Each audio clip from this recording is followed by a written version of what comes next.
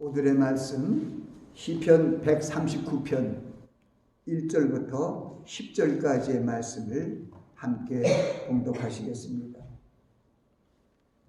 여호와여, 주께서 나를 감찰하시고 아셨나이다. 주께서 나의 앉고 일어섬을 아시며 멀리서도 나의 생각을 통촉하시오며 나의 길과 눕는 길을 감찰하시며 나의 모든 행위를 익히 아시오니 여호와여, 내 혀의 말을 알지 못하는 것이 하나도 없으시니이다. 주께서 나의 전우를 들으시고 내게 안수하셨나이다. 이 지식이 내게 너무 기이하니 높아서 내가 능히 미치지 못하나이다. 내가 주의 신을 떠나 어디로 가며 주의 앞에서 어디로 피하리까? 내가 하늘에 올라갈지라도 거기 계시며 음부에 내 자리를 펼지라도 거기 계시니이다. 내가 새벽 날개를 치며 바다 끝에 가서 거할지라도 곧 거기서도 주의 손이 나를 인도하시며 주의 오른손이 나를 붙드시리라. 아멘. 말씀을 위해서 잠시 기도합니다. 아버지 하나님, 부족한 종이 말씀을 증거합니다. 하나님의 성령께서 함께 동행하여 주셔서 말씀을 잘 전하게 하시고 선포되는 말씀마다 저희들의 생명의 양식이 되게 하옵소서. 예수님 이름으로 기도하옵나이다. 아멘. 오늘 우리는 이 시편 139편의 말씀을 교독문으로도 교독했고 또 함께 말씀을 봉독했습니다. 이 시편 139편 말씀은 다윗이 지은 시인데 저자가 다윗입니다. 이 다윗이 지은 이 시편의 절반 정도 분량이 넘는 것을 다윗의 시편인데 그 시편 중에서 그 왕건이라고 얘기하는 아주 가장 찬란하고 아름다우고 아주 영화로운 그런 시편 말씀이 139편이라고 얘기를 하고 있습니다. 저도 이 말씀을 사랑해 주셔서 우리를 감찰하신 하나님을 생각하면서 감찰장이라는 마음으로 항상 매일 주야로 이 139편의 말씀을 묵상합니다. 여호와여, 주께서 나를 감찰하시고 아셨나이다. 거기 보면은 여호와 하나님께서 나를 감찰하시는데 감찰하신 뜻이 나를 아시기 위해 감찰하셨구나. 그리고 나아가서 주께서는 나의 앉고 일어섬을 아시며 멀리서도는 뭡니까? 저 천국에서도 내 생각을 통촉하시며 나의 길과 눕는 길을 감찰하시고 나의 모든 행위를 익히 아시오니 여호와여, 내 혀의 말을 알지 못하시는 것이 하나도 없으십니다. 그 위에 하나님께서 은혜를 주십니다. 주께서 나의 전우를 들으시고 내게 안수하셨나이다. 이 지식이 내게 너무 기이하니 높아서 내가 능히 미치지 못합니다. 그리고 내가 주의 신을 떠나 주의 성령의 떠나 주의 신을 떠나 어디로 가며 주의 앞에서 어디로 피하리까? 하늘에 올라갈지도 내가 하늘에 올라갈지라도 거기 계시고 음부에 내 자리를 펼지라도 거기 계시나이다. 내가 새벽 날개를 치며 바다 끝에 가서 거할지라도 거기서도 주의 손이 나를 인도하시며 주의 오른손이 나를 붙드시리이다. 제가 이 암송에서 여러분에게 다시 이렇게 선포한 것은 바로 오늘의 본문 말씀 139편 1절부터 10절까지의 말씀입니다. 하나님께서 우리를 살피시고 감찰하시는 것은 우리의 뜻을 알기 위함입니다. 왜 하나님께서 우리의 뜻을 알기 원합니까? 우리 인생들의 생각이, 우리 인생들의 지혜가 너무 달라요. 하나님께서 말씀을 주시고 가르침을 줬는데도 제대로 알지 못해요. 제가 이 말씀을 생각하면서 예수님께서 태초부터 계셨던 말씀의 하나님이신 예수님께서 우리의 육신을 입으시고 이 땅에 오셔서 때가 되면 30세 이후가 되어서 3년 반 동안 새 언약 그리스도의 복음을 전파하시며 저 천국을 우리에게 기업으로 주는 것을 우리에게 알리시고 선포하셨습니다. 참 귀한 복음 중에 복음이죠. 구약시대에는 옛 언약의 그 꿈에 그리던 땅이 가나안이었는데 신약시대로 돌아와서 주님이 오시니까 싹 달라졌어요. 이제는 이 땅이 아니라 영원한 생명으로 누릴 수 있는 하나님이 아버지가 계신 천국이 우리의 거소가 된 것입니다. 할렐루야. 그러니까 우리는 정말 행복한 사람들이에요. 75억이 되는 인구가 다 예수님을 믿지 않잖아요. 근데 3분의 1, 4분의 1이 믿는다 하더라도, 기독교를 믿고 주님을 믿는다 하더라도 이상하게 다르게 믿는 그러한 종교 무리들도 있지 않습니까? 그러나 우리는 예수 그리스도 안에서 그 하나님의 놀라우신 그 뜻을 생각하며 그 뜻을 순종하기 위하여 우리 오늘 이 성전의 교회에 함께 모였습니다. 하나님의 말씀으로 양육받기 위함입니다. 사람이 떡으로만 살 것이 아니요 하나님의 입에서 나오는 모든 말씀으로 살 것이다. 굉장히 이것이 무엇보다 중요한 거예요. 항상 손을 쫓고 항상 기뻐하고 쉬지 말고 기도하고 범사에 감사하고 다 좋지.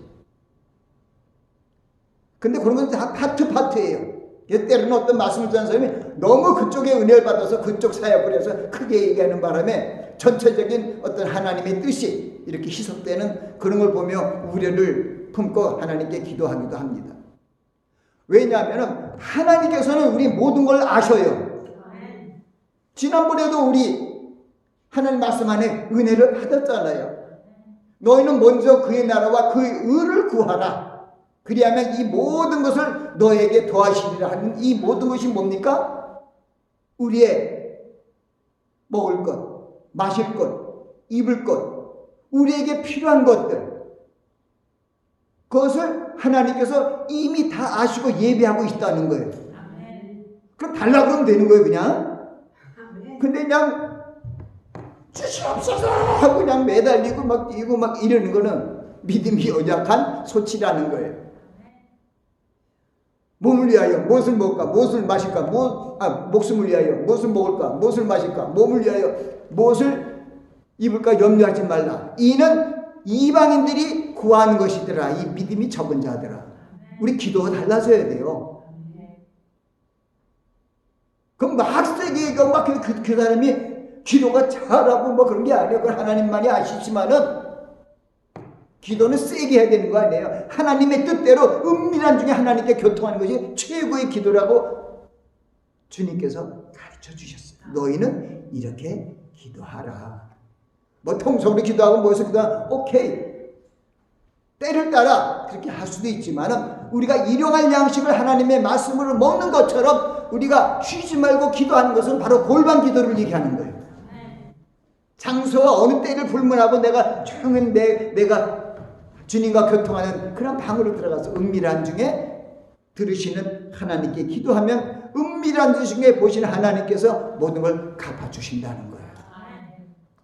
그 말씀이 쭉 시편에서 올라가는 말씀 속에서 오늘은 우리를 감찰하시고 아시고 도우시는 그 주님이 그 섭리가 어떠한 것인가를 우리가 확실히 알고 믿음 없는 자의 모습을 보이지 말고 믿음에 있는 그런 하나님의 자녀로서 하나님께 영광과 찬송을 돌리며 나아갈 수 있는 그런 믿음의 사람들이 되어야 할 것입니다.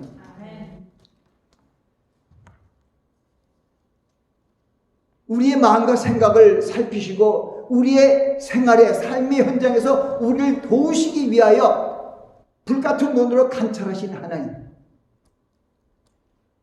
하나님께서 구약시대에는 430년 동안 종살이하던 이스라엘 백성들을 출애굽시켜서 광야생활 40년 동안 할 때 우리 인생으로는 감히 생각할 수 없는 광야에서 하루 이틀도 살기 힘든데 40년을 사는 것은 뭐냐? 사람이 떡으로만 살 것이 아니요 하나님의 입에서 난 말씀으로 산다는 것을 알려주시기 위한 40년이라고 신명기 8장은 얘기하고 있어요. 거기는 8장 4절에 사람이 떡으로만 살 것이 아니요 여호와 입에서 나는 말씀으로 살 것입니다. 너 40년 동안 너희의 지난 것을 봐라. 너희들 중에 옷이 떨어진 자가 있느냐? 신발 떨어진 자가 있느냐? 먹지 못해서 죽은 자가 있느냐? 마시지 못해서 죽은 자가 있느냐? 불뱀과 정갈에 물려 죽은 자가 있느냐? 200만 명이 넘는 사람들 광야에서 정말 다 드러낸 상태, 위험에 처해 있는 상태에서 하나도 상함을 당하지 않았다는 것은 하나님이 바로 우리를 눈동자처럼 지켜줬다는 거예요.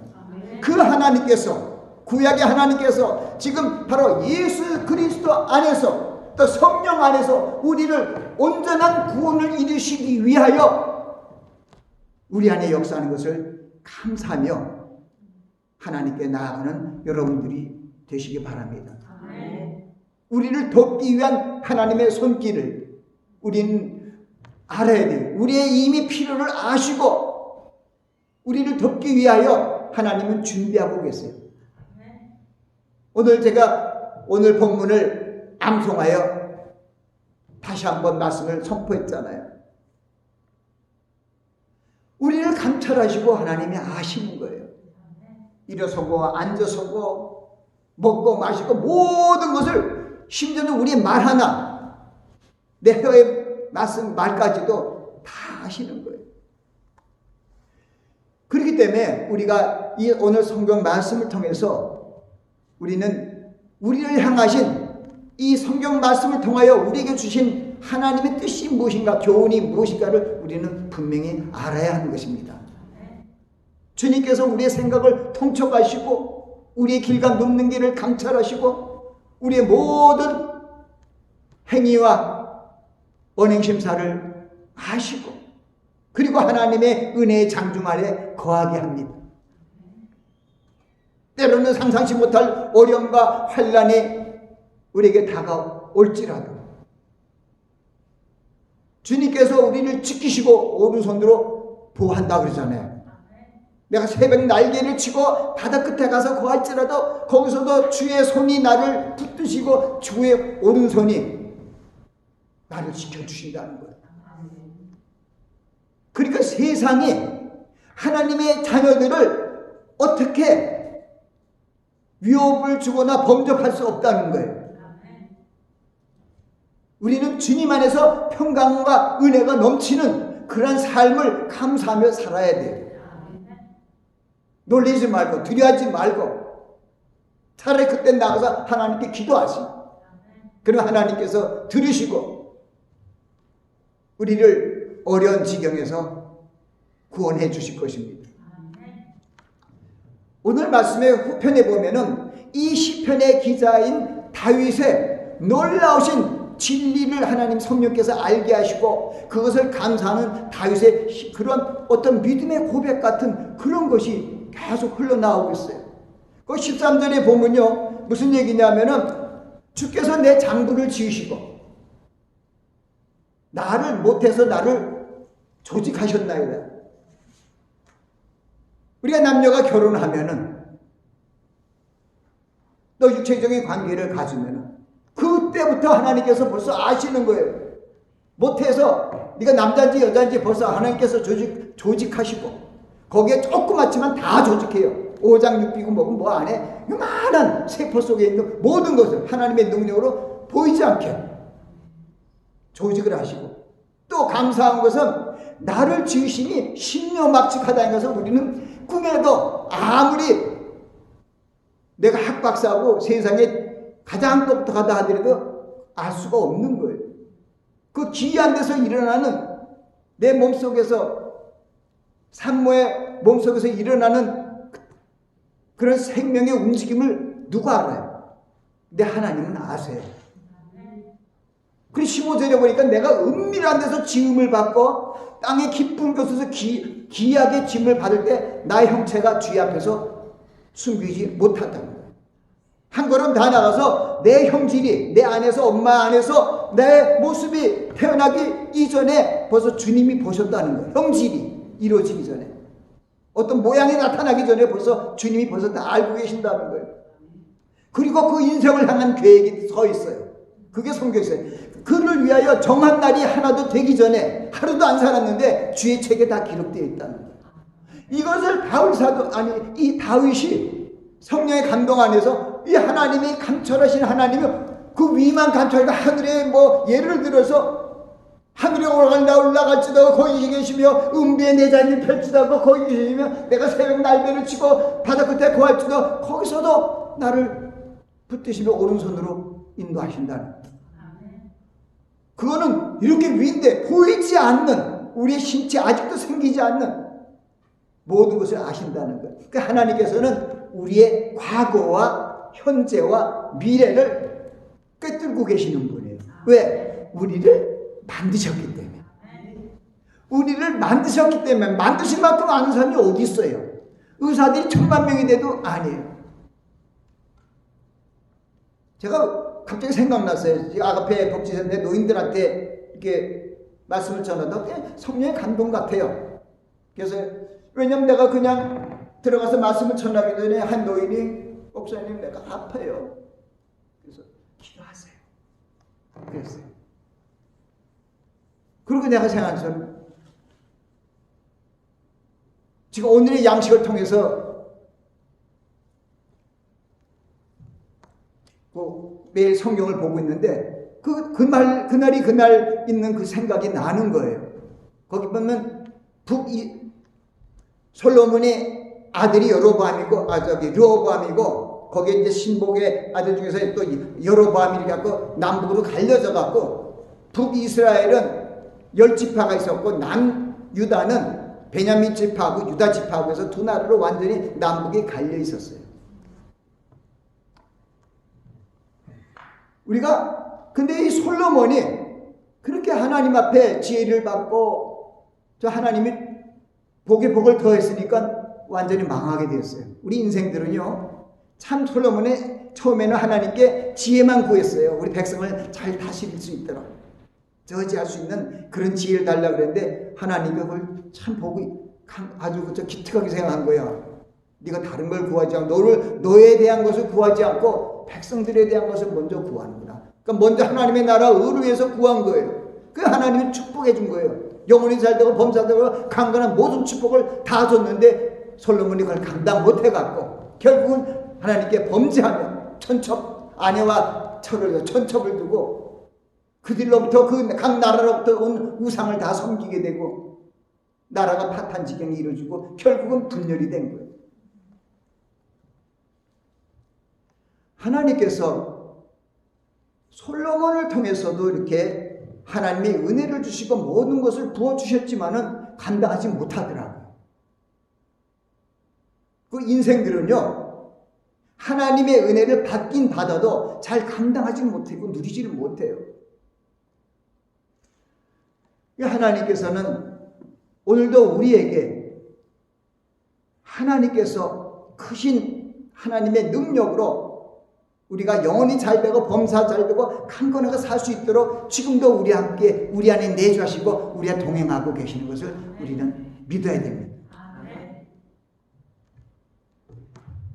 그리고 우리 성도들은 무엇보다도 이 하나님의 성령으로 기록된 이 성경을 생명의 말씀으로 알고 그 말씀을 순종하는 삶의 모습을 보여줘야 돼요.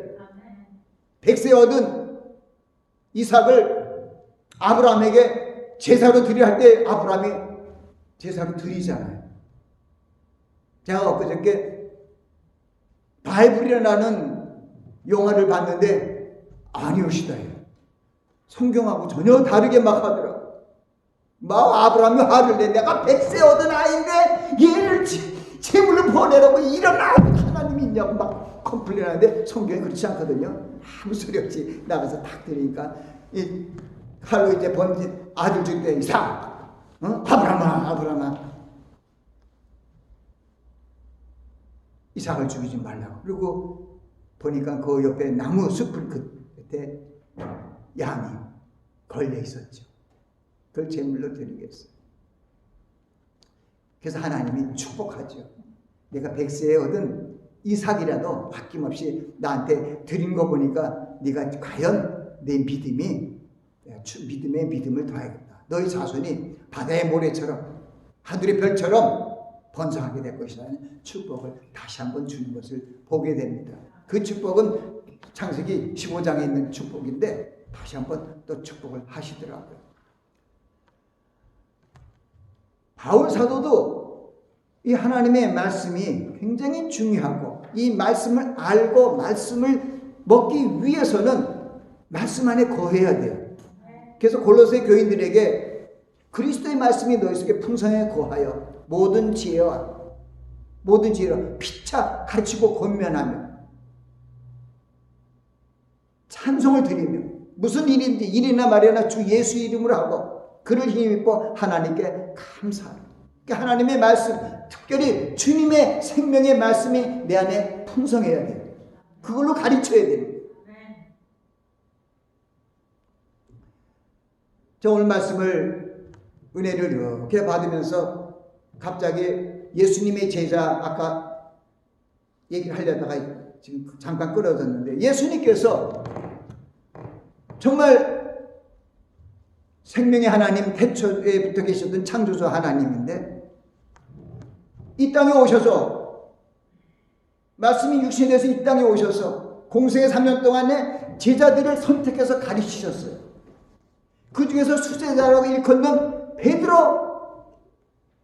베드로까지도 주님이 직접 가르쳤는데도 주님이 행하신 문둥병 환자들을 10명 이상 많은 사람들을 살리고 죽을 병을 고치고 배고픈 자들에게 5병의 7병의 기적을 통해서 저희들을 먹이고 입히고 다 이런 것을 하나님만이 할 수 있는 이런 기적과 이사를 행했는데도 그것을 보고 그 하나님 주님을 배반하잖아요. 보면은 우리 요한복음에 그런 말씀들이 있어요. 요한복음 이제 21장에 보니까 거기에 부활하신 예수님께서 제자들 갈릴리의 바다에서 옛날로 돌아가갖고 고기를 잡는 베드로를 위해서 그 제자들이 있어요. 거기에 가서 베드로를 만납니다. 거기서 뭐라고 해요? 요한의 아들 시몬아, 내가 나를 사랑하느냐? 그러니까 주께서 내가 주님을 사랑한 줄 주께서 아시나이다. 그런 말 했는데도 그래서 내 영을 먹이라. 그리고 똑같은 말로 요한의 아들 베드로이 똑같이 얘기해요. 요한의 아들 시몬아, 내가 나를 사랑하느냐?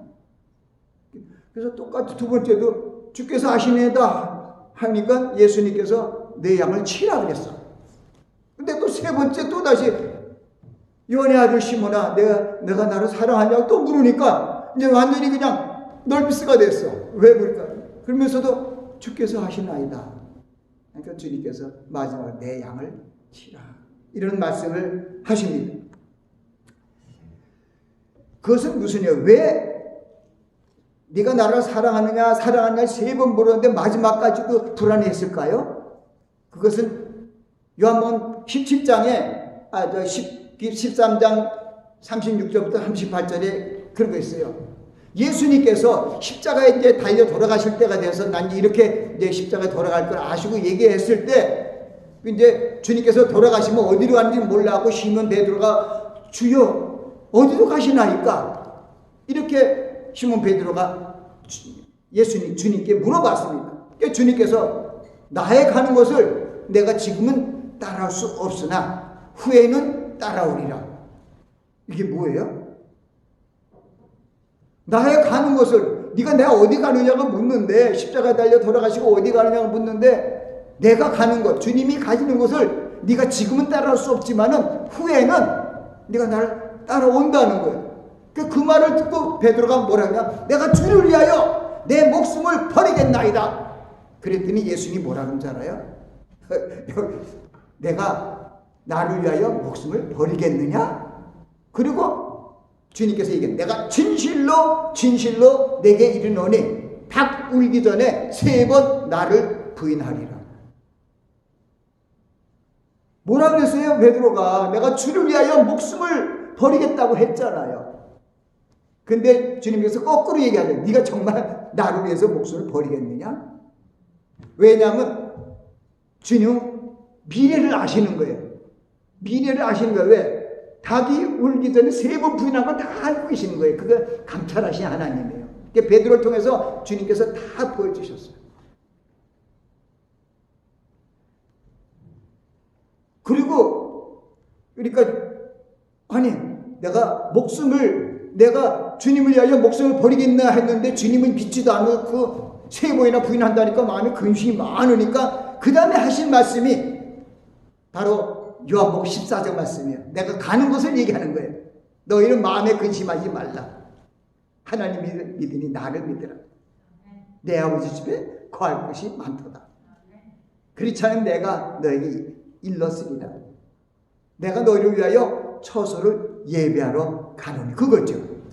주님께서 천국 가는 거예요. 도마도 그래요. 주여 어디로 가시나이까? 코바디스 그러는 거죠. 그러니까 그때는 주님이 뭐냐? 내가 곧 길이요 진리요 생명이니 나를 맘지 않고는 아버지께로 올 자가 없느니라는 대답으로 그 도마에게 말을 합니다.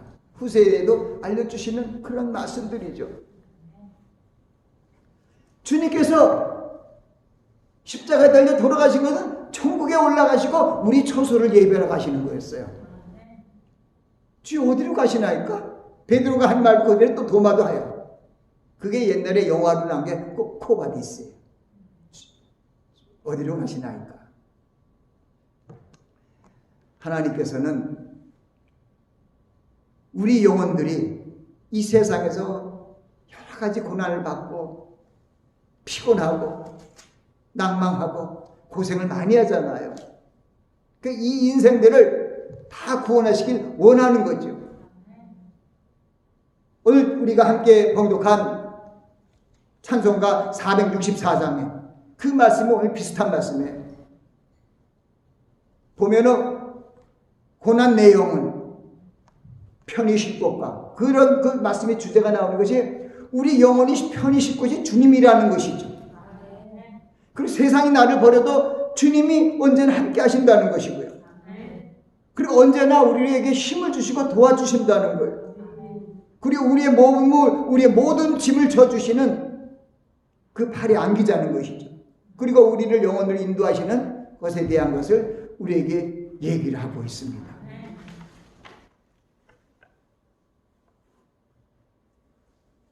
그것을 성경으로 얘기하면은 여러분들이 잘 알고 계시는 주님이 목자잖아요. 여호와는 나의 목자시니 내가 부족함이 없으려다. 그가 나를 푸른 초장에 누시며 쉴 만한 물가로 인도하시는 것. 우리 피곤한 영혼을 그로 인도해 주신다는 것이죠. 그리고 이 시편 27편 10절은 내 부모는 너를 버렸으나 나는 버리지 아니하라는 그 말씀이에요. 내 부모는 나를 버렸으나 여호와는 나를 영접하시리다. 사람으로는 어쩔 수 없을 때라도 하나님은 불같은 눈으로 감찰하시고 도우신다는 뜻이죠. 이사야서 41편의 1장 10절에는 두려워 말라 놀라지 말라.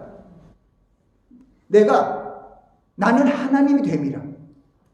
그러니까 무슨 하나님? 내 하나님이라는 거예요. 나는 내 하나님이 됨이라. 내가 너를 굳세게 하라.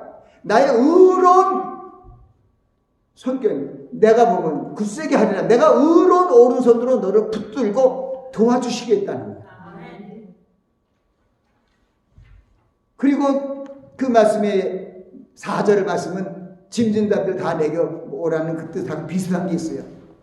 수고하고 무거운 짐진들아 다 내게로 와. 내가 너를 쉬게 하리라. 그래서 우리는 주의 영원한 팔, 우리 찬송했잖아요.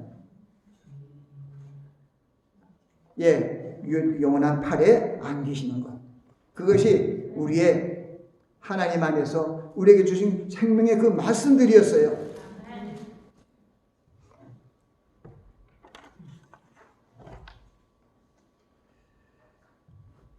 이제 결론적인 말씀을 합니다. 시편 139편의 말씀은 우리를 감찰하시고 도우시는 주님에 대한 말씀을 자세히 진술하고 있습니다. 인생을 감찰하시는 하나님께서 하나님의 선하고 온전하시고 기쁘시고 온전하신 일을 위해서 예수 그리스도를 우리에게 보내주시고, 주님이 승천하신 후 다들 고향으로 돌아가고 신망해 있는 저들을 위해서 하나님께서 보혜사 성령을 오순절날, 지난 성령 간증 주일이었죠, 성령 하나님을 보내주셔서 우리에게 권능을 입혀주셔서 우리 씨름의 혈과 육이 아니고 정사와 권세와 이 어둠의 주관자들과 하늘에는 악한 영들과의 싸움에서 승리할 수 있도록 성령께서 우리와 함께 내주하시고 우리를 보호하신다는 그런 하나님의 계획을 이루시기 위하여 오순절날 오신 거 아닙니까? 이제 우리 안에는 시편 130편에 우리를 위하여 감찰하시고 도우신 주님께서 우리 안에 계신 거예요. 아멘. 그러니까 염려하지 마세요. 데살로니가전서 5장 있는 말씀이 그거죠.